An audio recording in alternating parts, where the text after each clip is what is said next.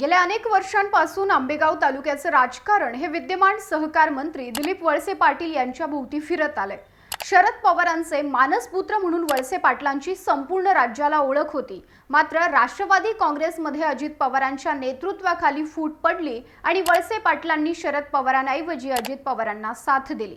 दिलीप वळसे पाटलांनी शरद पवारांची साथ सोडली आहे यावरच अनेकांचा विश्वास बसत नव्हता। दिलीप वळसे पाटील यांचे वडील दत्तात्रय वळसे पाटील हे शरद पवारांचे विश्वासू सहकारी म्हणून राजकारणात होते। तेव्हापासून म्हणजे दिलीप वळसे पाटील राजकारणात येण्यापासूनच शरद पवारांचा शब्द हा त्यांच्यासाठी अंतिम असायचा।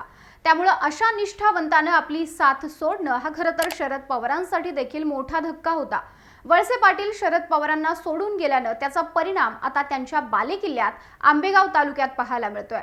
आंबेगाव तालुक्यातील राजकारणात मोठा बदल झाल्याचं जाणकारांचं निरीक्षण आहे।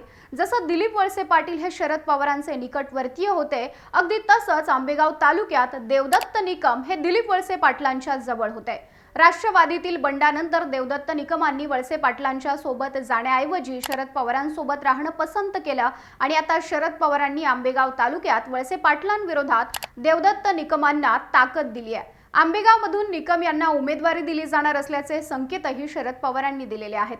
त्यामुळे सलग 7 वेळा आमदार राहिलेल्या दिलीप वळसे पाटलांना यावेळी आपला गड राखण्याचं मोठं आव्हान असणार आहे। दिलीप वळसे पाटील हे जसे शरद पवारांचे शिष्य तसेच देवदत्त निकम हे वळसे पाटलांचे शिष्य।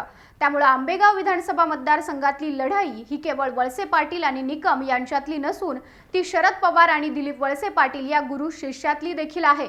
त्यामुळे दिलीप वळसे पाटील विरुद्ध देवदत्त निकम असा सामना झाल्यास निकम वळसे पाटलांना आव्हान देऊ शकतील का? आंबेगावात देवदत्त निकमांची ताकद आहे का? हेच आपण या व्हिडिओतून जाणून घेणार आहोत। नमस्कार, मी Madhuri Kumkar, for the People News मध्ये आपलं स्वागत। व्हिडिओला सुरुवात करण्यापूर्वी आपण चॅनलला सबस्क्राइब करा, लाईक व फॉलो जरूर करा। काही दिवसांपूर्वीच आंबेगाव तालुक्यातील भीमाशंकर सहकारी साखर कारखान्याची वार्षिक सर्वसाधारण सभा पार पडली।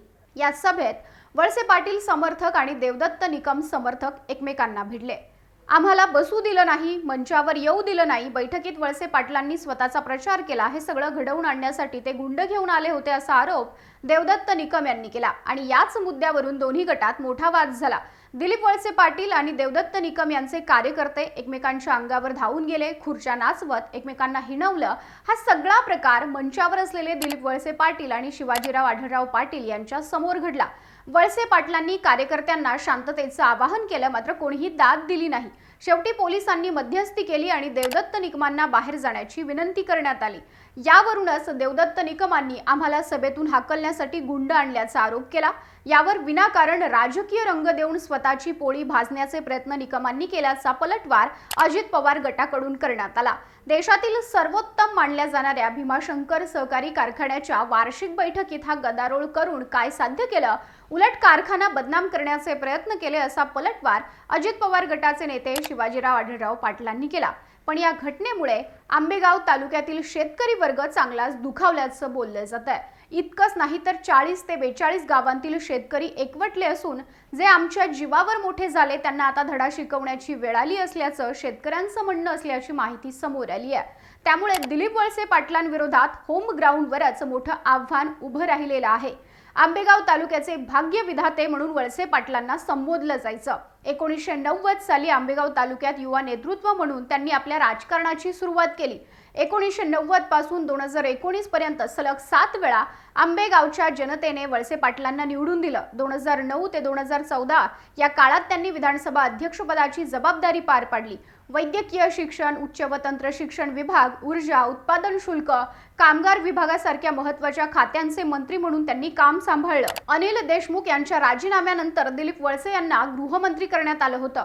ही सर्व पदं सांभाळण्याची संधी वळसे पाटलांना शरद पवारांनी दिली, पण वळसे पाटील शरद पवार यांच्या सोबत नसल्याने त्यांच्यावर मतदारसंघातील जनता नाराज असल्याचं दिसून येत आहे। या उलट देवदत्त निकम हे शरद पवार यांच्या सोबत राहिल्याने तालुक्यात शरद पवारांना मानणारा मोठा वर्ग निकम यांच्याकडे वळला। देवदत्त निकम हे सुरुवातीपासूनच राष्ट्रवादीचे कट्टर कार्यकर्ते आहेत. निकम खरं तर दिलीप वळसे पाटलांचे खंदे समर्थक होते. 2014च्या लोकसभा निवडणुकीत वळसे पाटलांनी त्यांना शिरूर मतदारसंघातून राष्ट्रवादीचं तिकीट देखील मिळवून दिलं होतं. पण या निवडणुकीत शिवसेनेकडून उभा असलेल्या शिवाजीराव आढळराव पाटील यांनी देवदत्त निकम यांचा पराभव केला. या निवडणुकीत निकम पराभूत झाले असले तरी त्यांना 3,41,601 इतकी मतं मिळाली होती. भीमाशंकर सहकारी साखर कारखान्याचे ते 10 वर्ष अध्यक्ष राहिलेत. कारखान्याच्या कारभारातील त्यांची झलक पाहूनच त्यांना खासदारकीचं तिकीट देण्यात आलं होतं. आंबेगाव तालुक्यात निकम यांना मानणारा शेतकरी वर्ग सुद्धा मोठ्या प्रमाणावर आहे. निकम हे मनसर बाजार समितीचे 5 वर्ष सभापती होते. त्यांनी आपल्या कारकिर्दीत मनसरला डिजिटल बाजार समिती बनवलं. पण गेल्या वर्षी झालेल्या मनसर बाजार समितीच्या निवडणुकीत पक्षाने त्यांना तिकीट नाकारलं. वळसे पाटील यांचा विरोध असल्याचं बोललं गेलं, पण बंडखोरी करत ते पुन्हा निवडून आले. तालुक्यात वळसे पाटलांच्या विरोधात निवडून आलेले ते पहिलेच बंडखोर नेते ठरले. या निवडणुकीनंतर ते वळसे पाटील यांच्यापासून दुरावले आणि शरद पवार यांच्या सोबत राहिले. एकूणच देवदत्त निकम यांची आंबेगाव विधानसभा मतदारसंघात असलेली ताकद पाहता ते वळसे पाटलांना आव्हान देऊ शकतात. शिवाय त्यांच्या डोक्यावर शरद पवारांचा हात असल्यानं निकमांचं आव्हान वळसे पाटील यांना तगडं असेल अशी चर्चा मतदारसंघात सुरू आहे. आता महाराष्ट्राचे मंत्री असलेल्या आणि राजकारणात अनेक वर्ष काढलेल्या दिलीप वळसे पाटलांना देवदत्त निकमांचं आव्हान खरंच जड जाईल का, हे निवडणुकीच्या निकालातच स्पष्ट होईल. तुम्हाला याविषयी काय वाटतं ते व्हिडिओच्या खालील कमेंट बॉक्समध्ये लिहा. व्हिडिओ आवडल्यास लाईक करा आणि अशाच नवनवीन व्हिडिओच्या अपडेट्स मिळवण्यासाठी फॉर द पीपलला यूट्यूब व फेसबुकवर सबस्क्राईब करा. लाईक व फॉलो जरूर करा. भारत दुनिया का सबसे बड़ा लोकतंत्र और एनएलसी भारत देश का सबसे बड़ा गैर राजनीतिक मंच। शक्तिशाली लोकतंत्र के लिए राहुल कराट का सार्थक कदम। मुंबई में हुआ ऐतिहासिक प्रथम राष्ट्रीय विधायक सम्मेलन।